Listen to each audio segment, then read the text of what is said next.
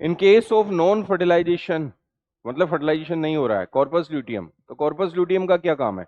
Corpus luteum का काम है कि भाई ये लीजिए, मैंने यहाँ पर लिखा बेटा, थोड़ा मार्कर जो है कलर चेंज कर लेता हूँ मैं इसका, ये मैंने लिखा है यहाँ पर कॉर्पस ल्यूटियम।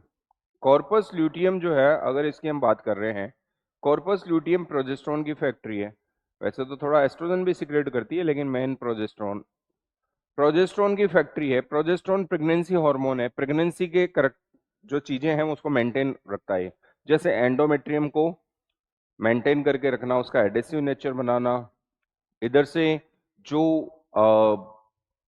हम ये कहेंगे कि जो मेमोरी ग्लैंड्स होती हैं उनमें एल्वोलाई का जो है, एल्वोलाई का फॉर्मेशन करवाना, इस तरह के काम है इस प्रोजेस्टेरोन के।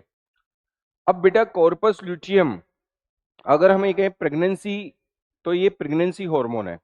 अब प्रेगनेंसी हार्मोन है तो प्रेगनेंसी में रहना चाहिए, प्रेगनेंसी आ गई तब तो ये 9 महीने रहेगा, क्योंकि ये जो है मदर और बेबी के बीच में एक रिलेशन होता है प्लेसेंटा, उसको भी मजबूत रखता है।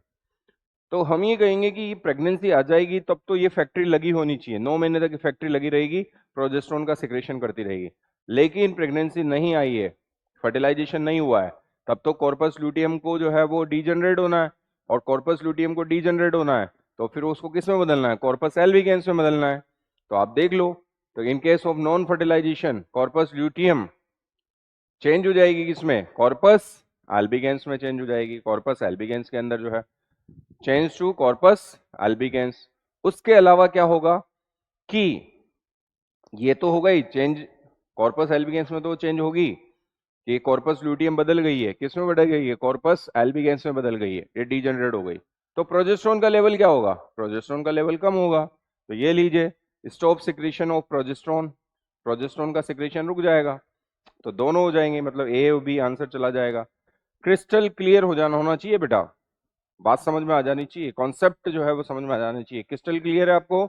आगे बढ़ते हैं। तो आंसर चला गया कि कॉर्पस ल्यूटियम कॉर्पस एल्बिगेंस में बदल जाएगी और साथ में प्रोजेस्टेरोन का सिक्रीशन बंद हो जाएगा, मतलब बोथ ए एंड बी।